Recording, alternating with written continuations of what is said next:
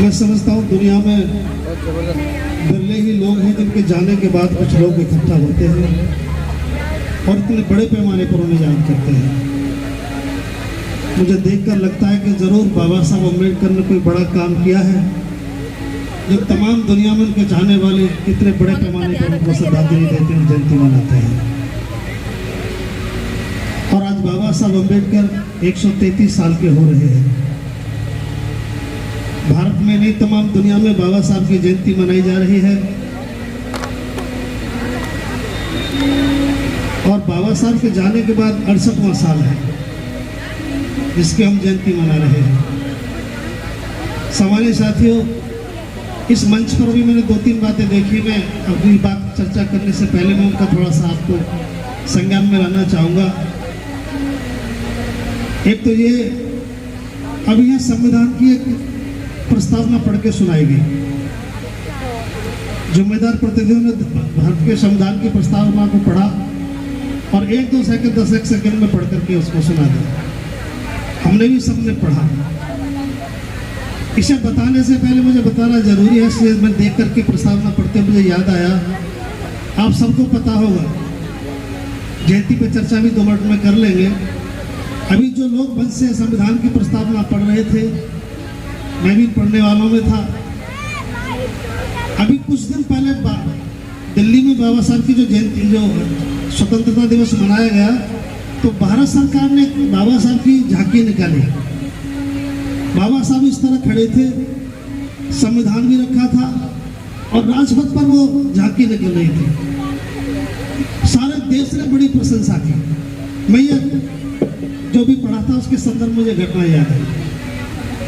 सारे देश ने प्रशंसा करी कि देखिए भारत सरकार ने बाबा साहब अम्बेडकर की कितनी सुंदर झांकी निकाली है, और मैंने भी उसको देखा। सामान्य साथियों, बाबा साहब अम्बेडकर के साथ इतना बड़ा अन्याय कह सकते हैं या इतना बड़ा मजाक कह सकते हैं, मुझे बिल्कुल वो झांकी देखकर ऐसा लगा जैसे भारत सरकार कह रही हो कि लो डॉक्टर अम्बेडकर, तुम्हारे जाने के 7 साल बाद भी हमने, तुम्हारी लाख कोशिश करने के बाद भी हमने इस देश में तुम्हारी धन धरती का बंटवारा नहीं किया। बाबा साहब आपको 26 जनवरी बधाई। जैसे कह रहे हो बाबा साहब अम्बेडकर, तुम्हारी लाख कोशिश के बाद, आरक्षण देने के बाद भी मैंने तुम्हारी कौम की हिस्सेदारी नहीं होने दी। बाबा साहब आपको 26 जनवरी पर बहुत बहुत बधाई। बाबा साहब डॉक्टर अम्बेडकर, तुम्हारे संविधान में मताधिकार देने के बाद भी 60 साल तक हमने तुम्हारी सरकार इस देश में नहीं बनने दी। बाबा साहब आपको 26 जनवरी की मुबारकबाद। बाबा साहब डॉक्टर अम्बेडकर, हमने तुम्हें संविधान में धर्म की स्वतंत्रता देने के बाद भी 60 साल तक तुम्हारी कौम को बुद्धिज्म में नहीं जाने दिया। बाबा साहब अम्बेडकर को 26 जनवरी की बधाई। मुझे लगा कि आज 60 साल के बाद बाबा साहब अम्बेडकर के साथ ऐसा हो रहा है, और मैं आज ये बात आपसे पूछ रहा हूँ। आओ, गाजियाबाद के सम्मानित लोगों, आपको बहुत बहुत बधाई। आज बाबा साहब 133 साल के हो रहे हैं। जयंतियों का दौर देश में जारी है। आपको मैं बधाई दे रहा हूँ, लेकिन एक सवाल के साथ हम इस जयंती को यहाँ सेलिब्रेट करेंगे। ये जयंती ऐसे ही मनेंगी जो अब तक मन नहीं है? क्या जयंतियों का कोई मकसद तय नहीं किया जाएगा? बाबा साहब अम्बेडकर की तमाम महानताओं का गुणगान हम लोग गा रहे हैं। एक दौर है जो बाबा साहब अम्बेडकर की जानकारी लोग दे रहे हैं पूरे देश में, हिस्से हिस्से करके बता रहे हैं।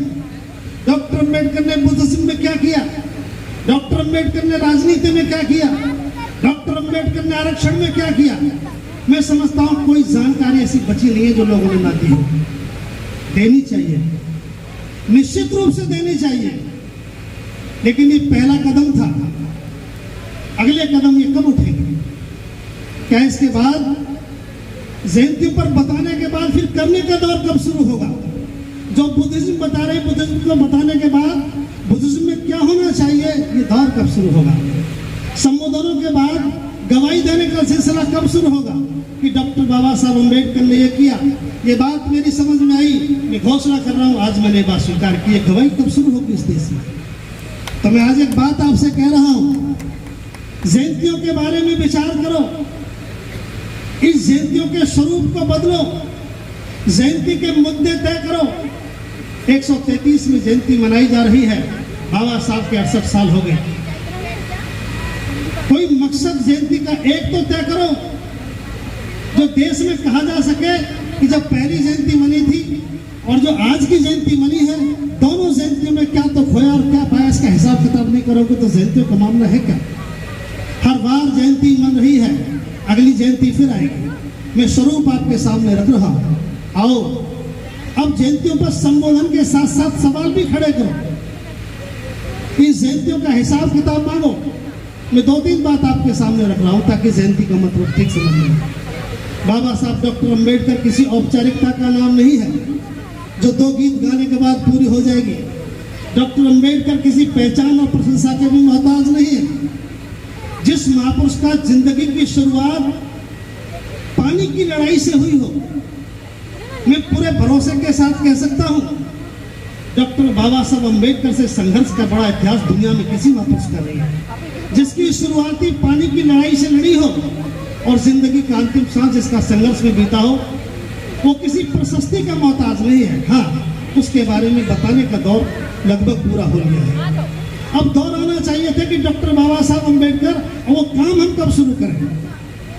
मैं एक बात आपसे पूछ रहा हूं, डॉक्टर अंबेडकर का मतलब है उसकी जयंती का स्वरूप डॉक्टर अंबेडकर के अनुरूप होना चाहिए।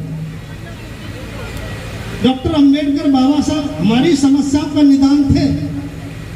बाबा साहब अंबेडकर इस समाज को गरीबी से, अन्याय से, अत्याचार से, व्यभिचार से बाहर निकलना चाहते थे।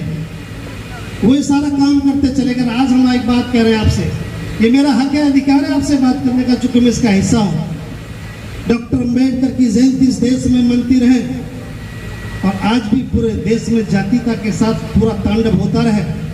आज भी जयंती मनाई जाती रहे। एक महापुरुष हमें उस दलदल से बाहर निकालने के लिए खड़ा रहा, बुद्धिज्म की बात बताते रहे। आज भी हम सारे के सारे लोग उस नर्क में खड़े होकर बाबा साहब की जयंती मनाते रहे, जिसे बाबा साहब अंबेडकर ने नरक कहा। मैं एक दो मुद्दे की बात कर रहा हूं, ज्यादा कोई चर्चा का सिलसिला नहीं है। ऐसे उदाहरण पेश करो बाबा साहब अंबेडकर के, मैंने मन से सुने हैं। अगर जयंती की बात करनी है तो बताओ, डॉक्टर बाबा साहब अंबेडकर ने 1956 में जिंदगी के आखिरी दौर में बड़े तकलीफ के साथ कहा कि मैं बड़ी तकलीफ के साथ 21 वर्ष लगाने के बाद ये घर मैंने तुम्हारे लिए खड़ा किया है, इसमें इज्जत से रहना। आज के बाद तुम्हें कोई जातियों से संबोधित नहीं करेगा, तुम्हारे साथ कोई शोषण, अन्याय, अत्याचार नहीं होगा।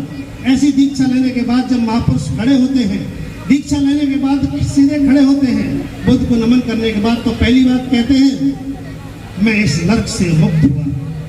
मैं आज एक मुक्त मानव हूं, जिसे बाबा साहब अंबेडकर सन 56 में नरक कह रहे हैं और उसके अनुयायी बाबा साहब अंबेडकर आज भी नरक में खड़े होकर इस समाज को कहां ले जाना चाहते हैं। ये कौन सी जयंतियां देश में मन रही है?